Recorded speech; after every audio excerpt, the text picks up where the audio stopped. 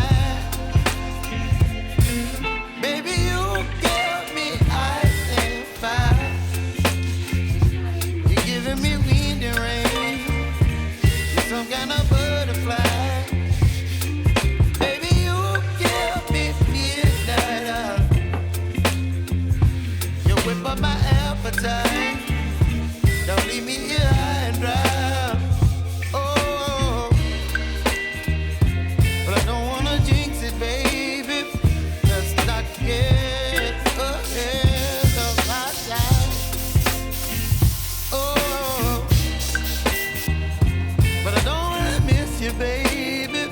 So I stand up and speak my mind. Oh,